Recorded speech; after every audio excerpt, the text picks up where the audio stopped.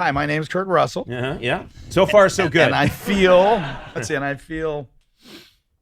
about Conan O'Brien. I feel totally justified about being Conan. Hey, I like that. You like that. It was like it was in question. Yes. But you stuck with it over the years. We just talked to an audience member who said his mom just doesn't get it. Now your turn, sir. Hi, my name is Wyatt Russell, and I feel a strong sense of impending doom about being Nobody's making out of this room. It's actually an escape room. You guys are fucked. This should be an escape room. That'd be actually We've already fun. had like 3 audience members try to get out.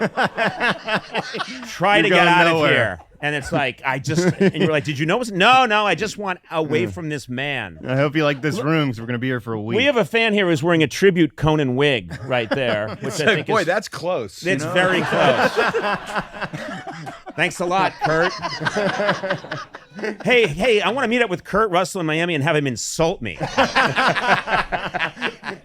That's one of my lifelong dreams. You know, I have to say, I've grown up with you. I love so much of. I mean, gee, you have this incredible movie career. You've made so many different types of movie. Like you've inhabited more genres than just about anyone I can think of. There's no clear like path line in your career, is there? It's just you've made all these iconic movies. It's amazing. Keep going. You're doing okay. And that's all our time.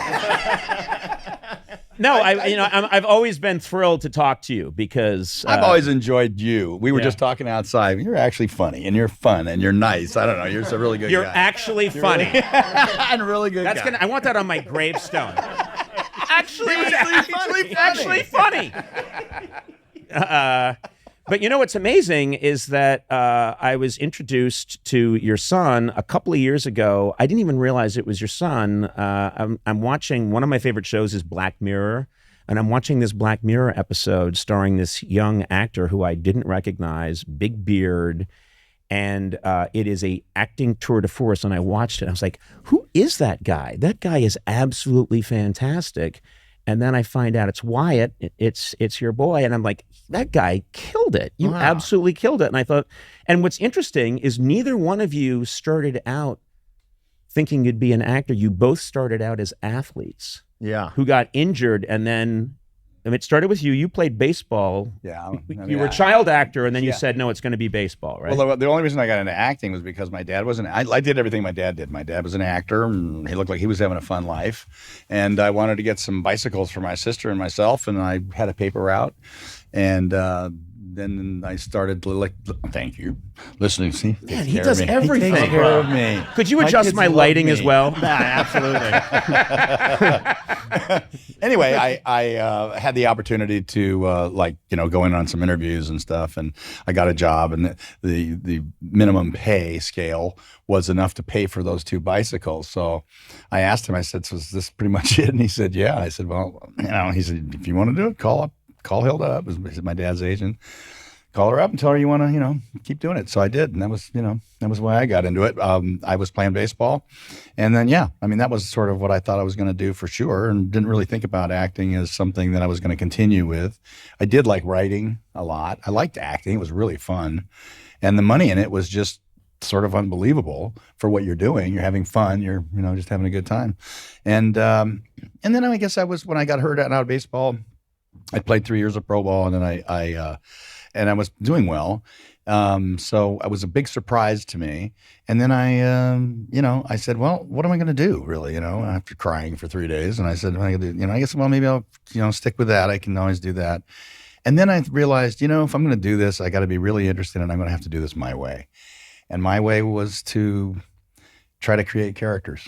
Yeah. Memorable characters where you say, I remember that character or that character in really fun stories or great stories. And then I just got lucky, had the opportunity to work with some really great directors and some great material. And then, still doing it. Who's the one, do you think is Snake Plissken the one that follows you around the most? Or is it, you've done so many different things it's funny. You never know when you bump into someone, is it going to be one of the Tarantino movies? Is it going to be Snake Plissken? Is it going to be? It just changes. And the biggest one I've ever had is Santa Claus. I mean, that was Santa Claus on Netflix was just everybody saw it. I mean, it was really fun to do. It was something I always wanted to do.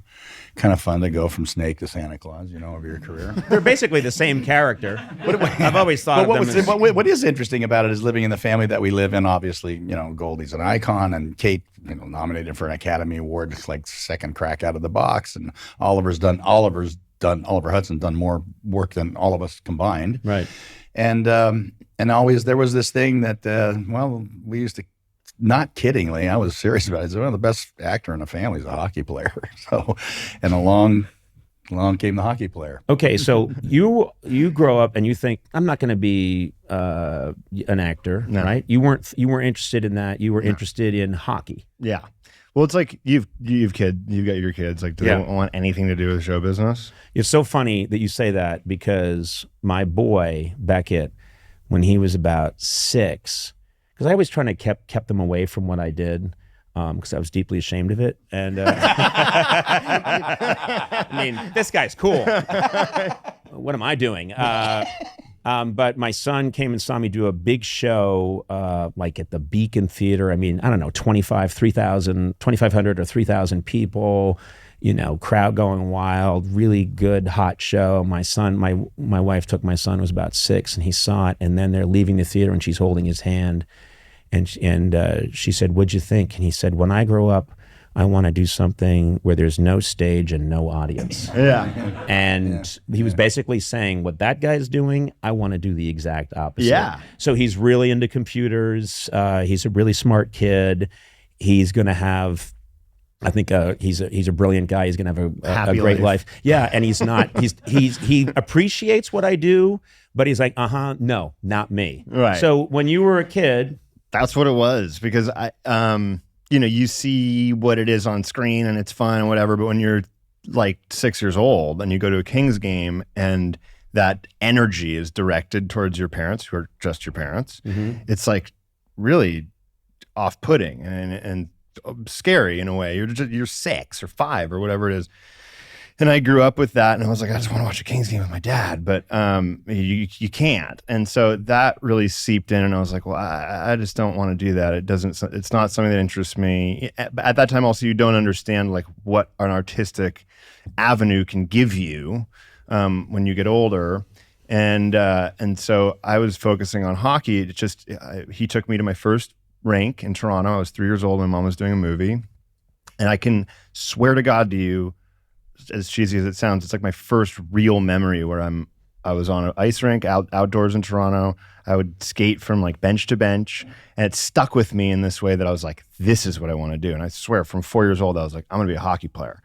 It also differentiated myself from what they did, and from a very early age. Yeah, it's important to have your own thing, especially when your parents are so dominant in a field. You want to find your own way. Yeah, it's really important, and also they never brought work home, like ever. So it was just having fun, sports, playing hockey, baseball, whatever it was. So that was like... They didn't act like celebrities around the house, like movie stars. Like we normally do. Like we normally do, yeah. I mean, I did. Because I do. When I come home, when I come home, I'm in full makeup. Yeah. And I'm like, do you have any idea who and what I am? A little applause would be nice to come home to. We have an applause light at our table, and I'm always leaning on it. Let's have a little applause. I had to learn how to do my dad's hair from a very early age. You don't get your Eggo waffle until I get 3 minutes of applause. But yeah, I did that, and then when it came time to be, he was really good, a sports parent, obviously playing sports. And when I was about 10, he said, "Look, you're good at this, and if you're still wanting to do this when you're like 12, 13, then it gets real, and it's not as fun anymore, but it becomes a different thing. And if you do, I'll always support it." And I did, and I told him, yeah, this is what I want to do. And then we ended up moving to Vancouver for me to play junior hockey, and that was my career path. And that's how I gained all of my, that's where I learned how to do everything in my life. And you were playing professional hockey like in Germany, and had fans hanging outside your house. Yes. You would wake up in the morning and there's just fans. I mean, you had real success. Well, it was a small town. I would real success is a big stretch. but it was Let's pro just hockey. say, compared to my athletic career, you killed it. You killed it. But like, I don't know, the guy who ran the social media for the team was a bit of an idiot, and he like put my address on like Facebook, on my like Facebook profile. And one day after we won the championship, I woke up to fans outside my door like wanting to get in. So at like 7:30 in the morning, I was drinking Weiss beer and pretzels with like, because it felt like safer to let them in somehow. Yeah. You know? I always let fans into the house. I don't see any reason not to. Yeah, so that went well, and then I played in Holland for a little while, and then I got hurt.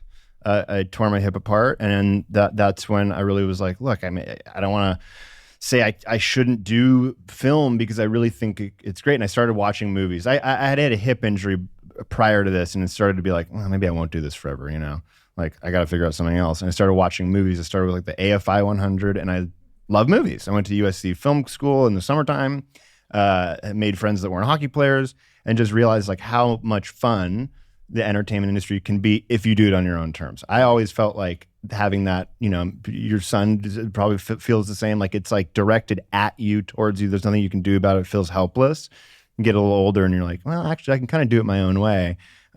Which has been great. And it was like, well, I'll go down swinging in a ball of fire. If it doesn't work, it doesn't work. And I'll, but he also had worked. You know, he had played. He did a little moment in a picture, John Carpenter movie that I did with John, Escape from L.A. And then he did.